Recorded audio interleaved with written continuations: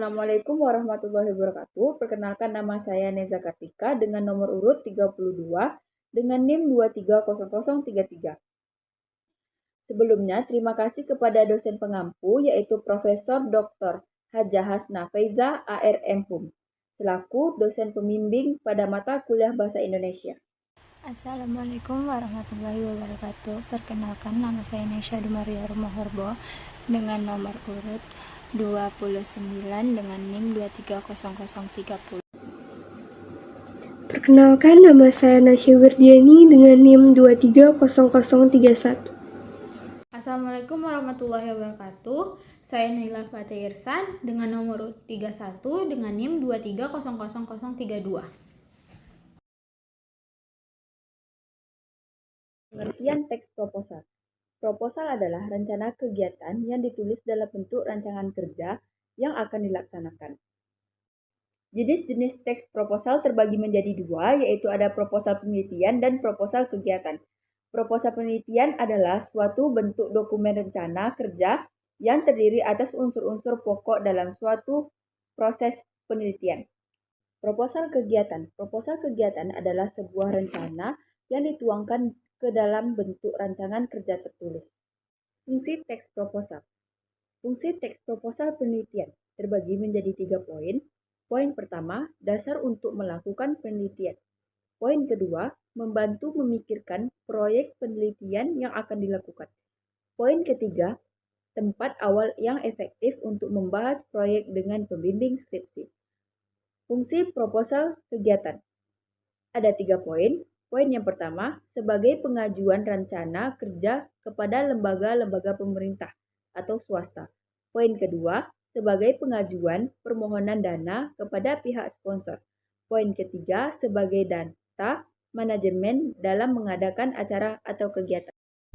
Selanjutnya, saya akan menjelaskan tentang sistematik teks proposal. Sistematik teks proposal terbagi menjadi 3 bagian, yaitu yang pertama bagian awal, yang kedua bagian inti, dan yang ketiga bagian akhir.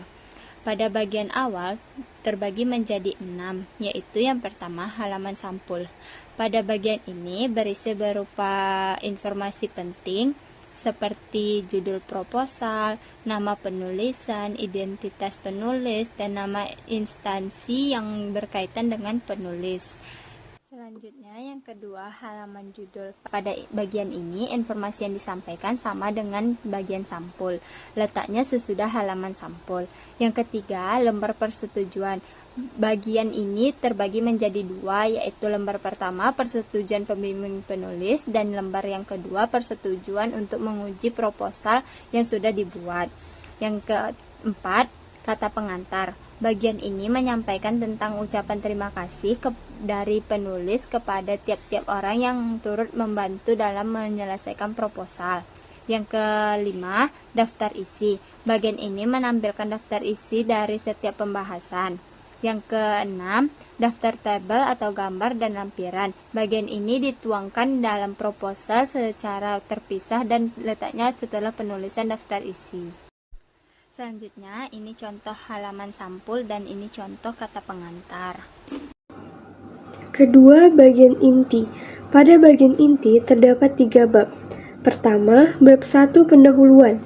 Berisi A. Latar belakang. Latar belakang berisi permasalahan-permasalahan yang menjadi alasan dibuatnya proposal. B. Rumusan masalah. Bagian ini berisi pertanyaan-pertanyaan yang menjadi kesenjangan berdasarkan latar belakang yang dibuat sebelumnya. C. Tujuan penelitian. Bagian ini menjawab pertanyaan dari rumusan masalah secara singkat. D. Manfaat penelitian. Terbagi menjadi 2, yaitu manfaat praktis dan teoritis.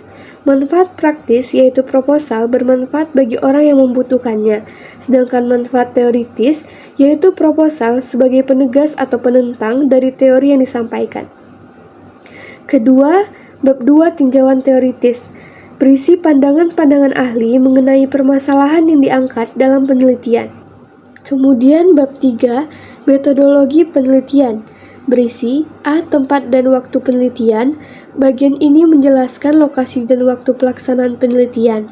B. Metode penelitian.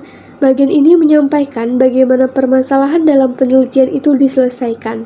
C. Informan penelitian bila ada. Informan penelitian digunakan jika data diambil dari lapangan, bukan kajian pustaka.